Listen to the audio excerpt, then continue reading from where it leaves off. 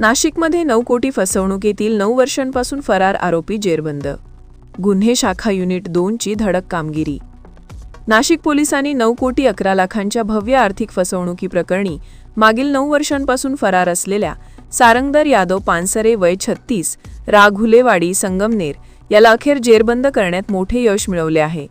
मा गायत्री मार्केटिंग या स्कीममध्ये गुंतवणूक करून 22 इंची LED टीव्ही देण्याचे आमिष दाखवत तब्बल 9,700 गुंतवणूकदारांकडून 9 कोटी 11 लाख 80 हजार रुपये जमा करून त्यांची फसवणूक करण्यात आली होती.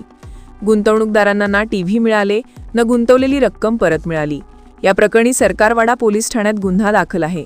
तपास आर्थिक गुन्हे शाखेकडे सुरू होता. आरोपी पानसरे गुन्हा दाखल झाल्यापासून फरार होता. त्याचा माग काढण्यासाठी गुन्हे शाखा युनिट 2 कडून सतत प्रयत्न सुरू होते. दरम्यान त्याच्या घुलेवाडी संगमनेर येथे वास्तव्याची माहिती मिळाली, मात्र तो तेथून पसार झाला. नंतर पाथर्डी गाव नाशिक येथे आल्याची खात्रीशीर माहिती पोलिसांना मिळाली. त्यानंतर सहाय्यक पोलीस निरीक्षक हेमंत तोडकर यांच्या मार्गदर्शनाखाली पथकाने पाथर्डी गाव येथे सापळा रचून आरोपीला ताब्यात घेतले.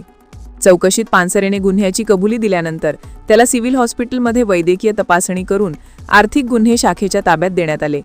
कारवाईत सहभागी अधिकारी कर्मचारी, सहाय्यक पोलीस निरीक्षक हेमंत तोडकर, सहाय्यक पोलीस निरीक्षक डॉक्टर समाधान हिरे, सहाय्यक पोलीस निरीक्षक संजय सानप, पोलीस हवालदार मनोहर शिंदे, नंदकुमार नांदोडीकर, चंद्रकांत गवळी, वाल्मिक वाघ, पोलीस अंमलदार. ही कारवाई पोलीस आयुक्त संदीप कर्णिक, पोलीस उपायुक्त किरणकुमार चव्हाण, सहाय्यक पोलीस आयुक्त संदीप मिटके यांच्या मार्गदर्शनाखाली करण्यात आली.